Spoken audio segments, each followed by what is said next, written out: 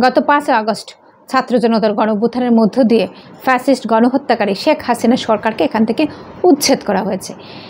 শেখ হাসিনা সরকারকে উচ্ছেদের পর এখানে একটি অন্তর্বর্তীকালীন সরকারকে ক্ষমতায় বসানো হয়েছে। এই অন্তর্বর্তীকালীন সরকার ক্ষমতায় বসার পরে কি কাজ তারা এখানে করতে পারলেন, সেটা জনগণের জন্য কতটা ফলপ্রসূ হলো, সেই বিষয়ে আমি মূলত আজকে আলোচনা করতে চাই।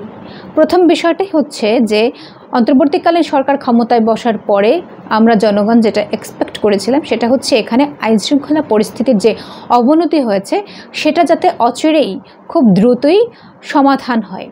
কারণ একটি দেশের সবথেকে ইম্পর্ট্যান্ট বিষয় হচ্ছে সেই দেশের আইনশৃঙ্খলা। এখন এই আইনশৃঙ্খলা পরিস্থিতি যদি অস্বাভাবিক থাকে তাহলে সেই সমাজে অস্থিরতা বিরাজ করে এবং সেখানে নানান ধরনের অপকর্ম সংগঠিত হয়। ফলে জনগণের সেফটি সিকিউরিটি এনশিওর করার জন্য সরকারকে সবার আগে এই দিকটাই বিবেচনায় রাখতে হয়।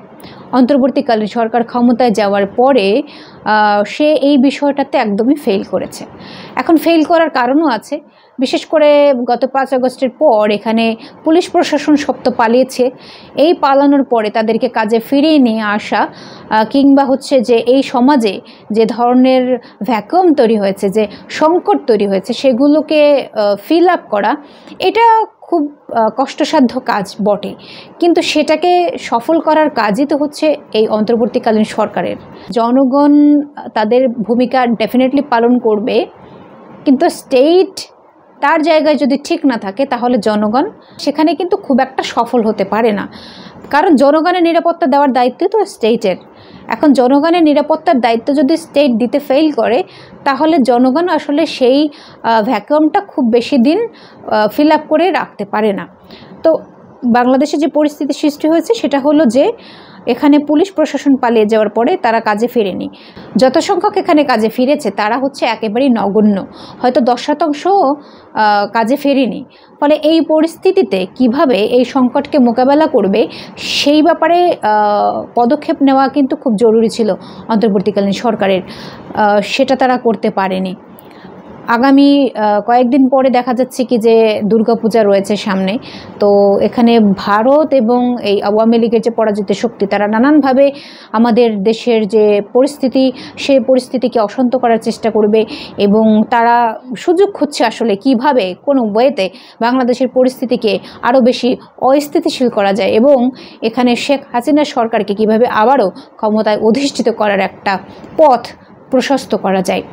তো এই নানাবিধ বিষয়গুলোকে মাথায় রেখে, নানাবিধ সংকটকে মাথায় রেখে অন্তর্বর্তীকালীন সরকারের সবার আগেই কাজ ছিল, উচিত ছিল এই যে প্রশাসনিক যে বডিটা সেটাকে কার্যকর করা এবং সেই কার্যকর করতে যা যা করার দরকার সেটা করা। কিন্তু সেটা করা হয়নি, করা যায়নি। এখন কেন যায়নি সেই দায় তো আসলে জনগণ এখানে নেবে না, এই দায় কেবলমাত্র স্টেটেরই। জনগণ সেখানে সহযোগিতা করতে পারে, কিন্তু পুরো দায়িত্বটা জনগণ নেবে এ কথা আসলে মানে এটা এক্সপেক্ট করা একেবারে অবাস্তব ব্যাপার। কারণ এইখানে এই যে আমরা দেখতে পাচ্ছিলাম ত্রাণ সংগ্রহ করে ছাত্র জনতা সেটাকে ডিস্ট্রিবিউট করার কাজে গিয়েছে, সেখানে গিয়ে নানান ধরনের প্রতিবন্ধকতার মুখোমুখি হতে হয়েছে। ডিস্ট্রিবিউশন সঠিকভাবে হয়েছে এটা আমি বলবো না। আবার দেখা গেল কি যে এই যে টাকা পয়সাগুলো উঠেছে সেগুলো নিয়ে প্রশ্ন উঠেছে যে সেগুলোর ডিস্ট্রিবিউশন সঠিকভাবে হয়েছে কিনা বা সেগুলোর হিসেব কোথায়, এই নানাবিধ প্রশ্ন। এবং আরও দেখা গিয়েছে যে এখানে বিভিন্ন মানুষ যারা এই আইনশৃঙ্খলা পরিস্থিতি অবনতি হওয়ার কারণে নিপীড়নের শিকার হয়েছেন তারা আসলে যখন থানায় গিয়েছেন তখন পুলিশ নাই সেখানে। পুলিশ বলেছে যাও, 2-1 জন আছে তারা বলেছে আর্মির কাছে যান, আর্মি বলেছে পুলিশের কাছে যান। খুব বেশি উত্তেজিত পরিস্থিতি না হলে আর্মি সেখানে যায়নি বা সেই পরিস্থিতি হ্যান্ডেল করার চেষ্টা করেনি। তার মানে বোঝা যাচ্ছে যে আইনশৃঙ্খলা পরিস্থিতি একেবারেই স্ট্যাবল না, যেটা একটা দেশের জন্য সবথেকে বড় ক্ষতিকর ব্যাপার, ক্ষতিকর দিক। এই দিকটাই সবার আগে এখানে মীমাংসা করতে হবে। এখন অন্তর্বর্তীকালীন সরকারকে সময় দেওয়া হোক, অন্তর্বর্তীকালীন সরকার এই কয়েকটা দিনে কি করবে এই কথাগুলো আসলে কাউন্টেবল না। তার কারণ হচ্ছে যে এখানে একেবারেই মার কাট সিদ্ধান্ত নিতে হবে, জোরালো ভূমিকাটা পালন করতে হবে। যারা এখানে কাজে ফিরবে না তারা বাদ, যারা কাজে ফিরবে তারা কাজ করবে। এই স্ট্রং পজিশনটা যদি নিতে পারে তাহলে এখানে আইনশৃঙ্খলা পরিস্থিতি এই সমস্ত কিছু ঠিকঠাক করা খুব একটা কঠিন কিছু কাজ নয়, কারণ স্টেটের পাওয়ারটা তো ভাই তাদের হাতে। সো স্টেটের পাওয়ারটাকে তো তারা কাজে লাগাবে। এখন সেইটাকে যদি কাজে লাগাতে না পারে তাহলে তো বলবো যে ভাই এই ছাত্র জনতার অভ্যুত্থানের স্পিরিটটাকে আপনারা ধারণ করছেন না। যদি ছাত্র জনতার স্পিরিটটাকে আপনারা ধারণ করেন তাহলে এখানে জনগণের নিরাপত্তাটাকে নিশ্চিত করার দায়িত্বটা আপনাদেরকে নিতে হবে। সেটা যদি আপনারা না পারেন তাহলে আপনারা এখানে অকার্যকর হিসেবে প্রমাণিত হবেন এবং ব্যর্থ হিসেবে কাউন্টেবল হবেন ছাত্র জনতার কাছে। তাহলে এইটা যাতে না হয় সেই জন্য এই উদ্যোগটা নেওয়া খুব বেশি জরুরি। এখানে এই যে বলা হচ্ছে যে মাদ্রাসার ছাত্রদেরকে এখানে মন্দির পাহারা দেওয়ার কাজে ব্যবহার করা হবে দুর্গাপুজোর সময়, আমি এই ব্যাপারটাতে একমত নই। এর কারণ হচ্ছে যে এই কাজ মাদ্রাসার ছাত্রদের নয়, এই কাজ স্টেটের। যেটা করতে পারে জনগণ সেখানে কি ভূমিকা রাখতে পারে, শুধুমাত্র মাদ্রাসার ছাত্রই কেন হবে, এখানে জনগণকে রাষ্ট্র আহ্বান করতে পারে যে সংকটকালীন পরিস্থিতিতে আপনারা আমাদের দেশের পাশে দাঁড়ান, দেশ যেহেতু আপনাদের, ফলে দেশের হয়ে ভূমিকা রাখুন।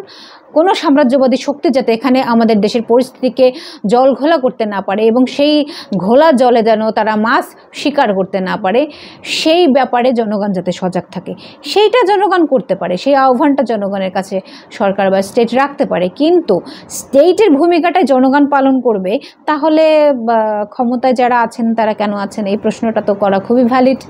কাজেই জনগণকে আহ্বান করবে সহযোগিতা করার, কিন্তু মূল দায়িত্বটা স্টেটকে নিতে হবে। রেসপন্সিবিলিটির জায়গায় স্টেটকে তার জায়গাটা এখানে বজায় রাখতে হবে।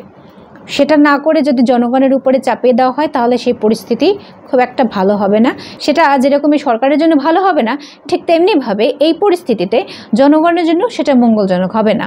ফলে এই পরিস্থিতিতে অন্তর্বর্তীকালীন সরকারকে তার ভূমিকাটা পালনে একেবারে উদ্যমী হতে হবে এবং খুব কৌশলের সঙ্গে বেশ স্ট্রংলি এই ব্যাপারগুলোকে এখানে হ্যান্ডেল করতে হবে।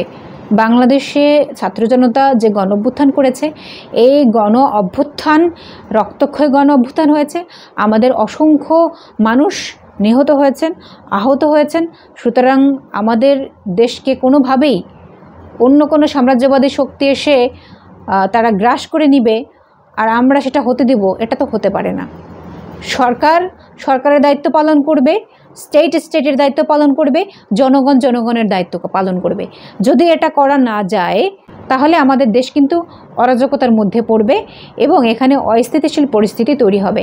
আপনারা জানেন যে রাজনাথ সিং, ভারতের প্রতিরক্ষা মন্ত্রী, সে কিন্তু একটাভাবে যে বক্তব্য দিয়েছেন যে বাংলাদেশের দিকে নজর রাখার জন্য তার দেশের সশস্ত্র বাহিনীকে, সেটা বাংলাদেশের জাতীয় নিরাপত্তা ও সার্বভৌমত্বের জন্য প্রকাশ্য হুমকি, এটা আমরা মনেই করি। সুতরাং ওটাকে খুব হালকাভাবে দেখার কোনো কারণ নেই। তারা বাংলাদেশের পরিস্থিতিকে অশান্ত করার চেষ্টা করছে। এই ব্যাপারে স্টেটকে যেরকম ভূমিকা নিতে হবে সেরকম বাংলাদেশের জনগণকে সজাগ থাকতে হবে। কিন্তু মোস্ট ইম্পর্টেন্টলি এখানে বলতে চাই যে এই অন্তর্বর্তীকালীন সরকার যে গতিতে কাজ করছেন কিংবা যেভাবে কাজ করছেন, আমি এটাতে মোটেই সন্তুষ্ট নই। আপনারা কতটা কি সন্তুষ্ট আমি জানি না। আমার কাছে মনে হয় যে অন্তর্বর্তীকালীন সরকারকে আরও স্ট্রংলি এখানে ভূমিকাটা রাখা দরকার। বহু কিছুতে যে সংকট, যে ভ্যাকুয়াম তৈরি হয়েছে, সেটাকে যথাসম্ভব শীঘ্রই ফিল আপ করা দরকার। কেবলমাত্র ছাত্র জনতার উপরে যদি তিনি ডিপেন্ড করে থাকেন যে যে কোনো সংকট এখানে ছাত্র জনতা মোকাবেলা করবে, তাহলে এটা তো হবে না। তার কারণ হচ্ছে যে দেশে একটা সরকার আছে, যে দেশে স্টেট আছে, সো সেখানে এটা যদি মানে করা হয়ে থাকে তাহলে সেটা খুবই ভুল কনসেপ্ট। এখানে প্রধান উপদেষ্টা তিনি বলেছিলেন যে ছাত্ররা আমাকে নিয়ে এসেছে বা ছাত্র জনতা বসিয়েছে, ফলে তারা না চাইলে আমি থাকবো না। মানে এই কথা খুবই, মানে আমার কাছে মনে হয় এই কথা বলার আসলে কোনো কারণ নেই। বিকজ হচ্ছে যে সে এখানে ক্ষমতায় বসেছে, এটা ট্রু। সুতরাং ক্ষমতায় বসে তার যে কাজগুলো এখানে করা দরকার সে কাজগুলো সে করবে এবং সেটা খুব জোরালোভাবে সে করবে।